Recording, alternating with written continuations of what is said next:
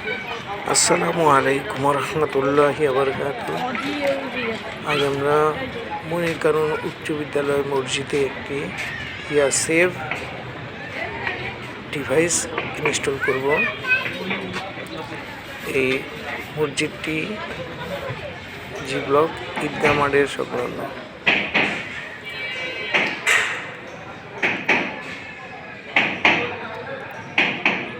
আমাদের জায়গা নির্ধারিত হয়েছে, আমরা ঠিক ডিভাইসটি এই পাম্পের পাশে স্থাপন করব। এর জন্য আমরা ইলেকট্রিক যে লাইনগুলো আছে সেগুলো চেক করে নিলাম। ডিভাইসটি স্থাপন করা হচ্ছে। আমাদের ডিভাইসটি লাগানো শেষ হয়েছে।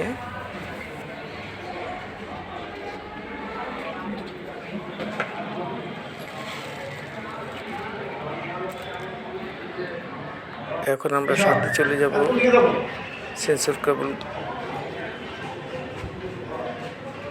ইনস্টলিংয়ের জন্য। ভিতরে কোনো জায়গা না থাকায় আমরা আউটসাইড দিয়ে এই কেবলটাকে সেন্সর কেবলটাকে টানবো।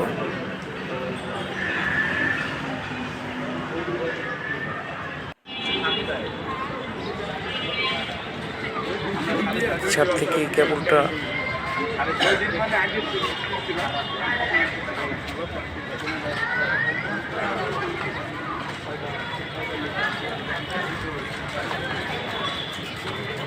আমরা নিচের দিকে নামাবো এবং এই ছোট্ট একটি চায়ের দোকান আছে, এটার ভিতর দিয়ে ঢুকে যাবে।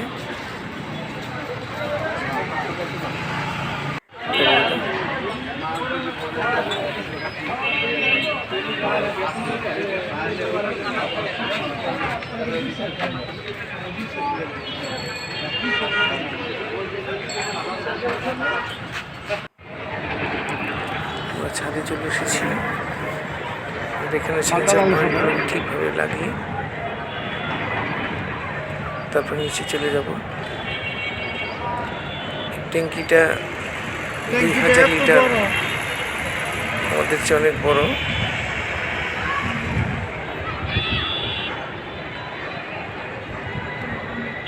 জন্য ভালোভাবে পানির লেভেলটা করতে কষ্ট হয়েছে। এখন আমরা নিচে চলে এসেছি। ডিভাইসের সাথে ছাদ থেকে আসা যে কেবল ওটার সাথে কানেকশন করা হচ্ছে। এটা হয়ে গেলে আমাদের কাজ কমপ্লিট হয়ে যাবে ইনশাআল্লাহ। আমাদের এই ডিভাইসটি টেকসই এবং দীর্ঘস্থায়ী, এটা সহজে নষ্ট হয় না এবং এটা 3টি কাজ: এক, অটোমেটিক পাম্প বন্ধ এবং চালু; 2, পাম্প বন্ধ হবে চালু হবে না; 3, পাম্প বন্ধ হবে চালু হবে। কোনো কারণে যদি পাম্প গরম হয়ে যায় অথবা পাম্পে হাওয়া ধরে বা রিজার্ভ ট্যাঙ্কে পানি না থাকে, গরম হওয়ার সাথে সাথে মোটরটিকে বন্ধ করে দেবে। এই ডিভাইসটি আপনার পাম্পকে সুরক্ষা দেবে।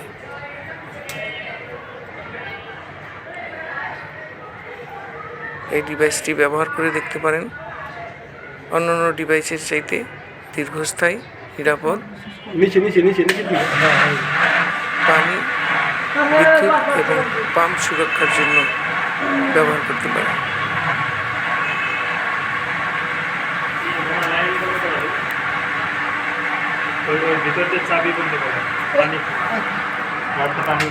Save automatic water pump controller. আরও বিস্তারিত জানতে আমাদের কন্ট্যাক্ট নাম্বার আছে, যোগাযোগ করতে পারেন।